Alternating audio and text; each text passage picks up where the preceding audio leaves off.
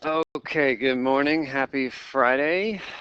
Today, February 24th, is our review day for test number 1. So we will talk generally about the test for like the first 5 minutes, and then the other 65 minutes, you're just going to do practice problems and study and maybe make your reference sheet. Our test is coming up on Monday. Also today, project number 3 is due, so throw it in the folder if it's done. I do take projects up to a week late, but with various lateness penalties. So get it in as soon as you can if you don't have it done by right now. Questions on the calendar? Okay, so here on page 95, I wanted to mention one thing about the take-home quiz that I just handed back. One of the questions, this was the answer. I don't know what number it is, but most folks combined, like these two guys right down here, which is exactly what I want you to do. I don't want you leaving answers in this form. I didn't take any points off if you left an answer in this form. I don't know. What number is it? 5. So number 5, right? Like you have like you got this 1/2 from a u substitution, and then you add 1 to the power and divide by the new power. And just if most people combined, but a few folks left it like this, and I don't want you to leave it like that. I want you to multiply. What is that? 148. I want you to multiply. It's really common in antiderivatives to have fractions times fractions, and I want you to smush them together every time. Okay. All right.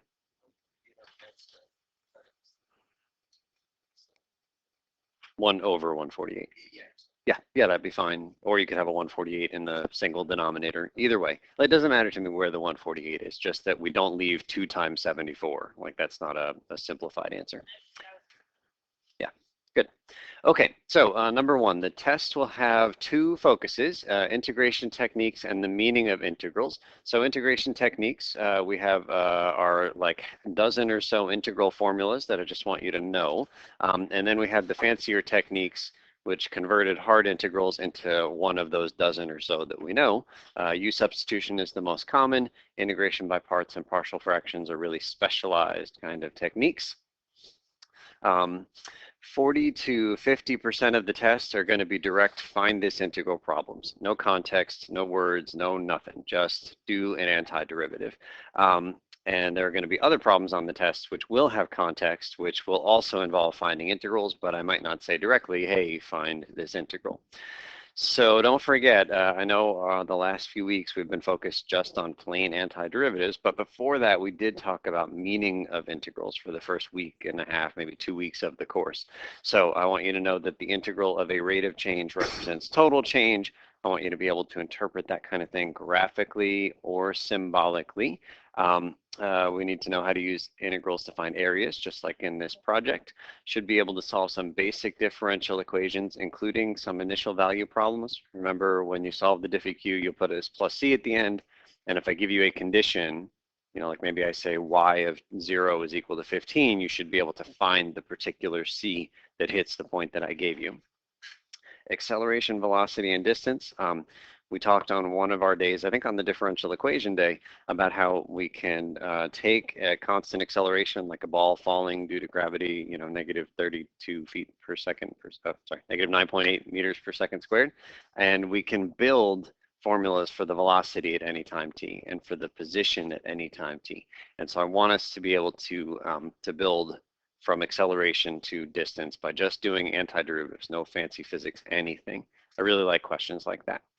And then the first and second fundamental theorems, one of which is this first thing we said here, integral of a rate of change is total change. Okay, so basic stuff to know about the test here. You'll be allowed to use a 1-page sheet of notes. It should just be one piece of paper, 8.5 by 11. Both sides is fine. It can contain any material written or typed by you, but should not be a photocopy of anything from the textbook or from my class notes or anything you print offline. I want you to make it. And you can copy stuff that I've given you in the packets, but I want you to make it. Not be able to use your textbook, any other notes, any reference sheets that I provided, or a graphing utility. You can use a basic scientific calculator, and I will lend you one if you don't have one for the test. The test is intended to be 1 hour, but I use a relaxed time limit on tests. Anybody can have more time to take the test, so your window is 8 to 10. So if you want more time than the normal hour and 10 minutes that we meet, come early. Don't show up at 8:40 and ask if you can stay until 10:40. That puts me in an awkward position. So just come at 8 o'clock if you're able to get here that early, and then if you finish early, you leave early. There's no penalty, right, for coming early and leaving early. So 8 to 10 is your window. If you have official accommodations, please see me as soon as possible. I encourage you to show all work on the test. The more you can clearly demonstrate your understanding of the material, the better your chances for partial credit. And I'll just sort of say this, generally speaking here, we've mentioned how antiderivatives are just plain hard, a lot harder than derivatives. And what you want to do, you know, like you're going to make some little mistakes here and there on the test, and it is what it is. What you want to do is try to avoid making the -8, -10 point kind of mistakes. Like some -1s, 2s, and 3s is not that big a deal. But if you're losing like these massive chunks of points, they add up really quickly. And so if I give you an integral and the only technique that is going to be able to solve that integral is partial fractions, and you end up doing a u substitution, that is a major, major error.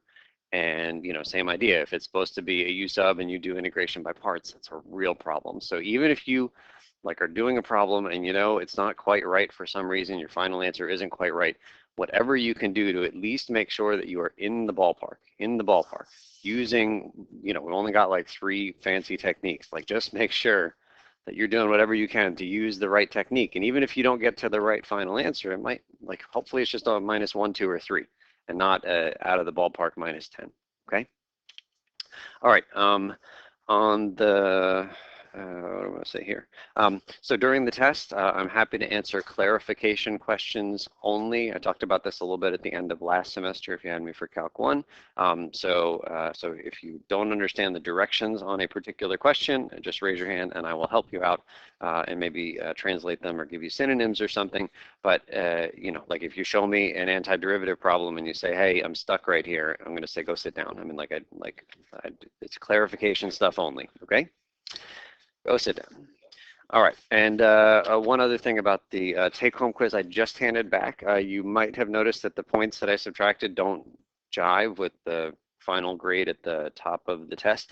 So I made each question worth 8 points, and there were 12 questions. That's 104 points altogether, which means that I gave everybody 4 points just for showing up, okay? So like if you lost 10 points in all, I gave you 4 points back for free. I gave everybody 4 points back. So you can check my arithmetic, but that's why the numbers don't line up, okay? All right, any general questions right now? That is a good question. No.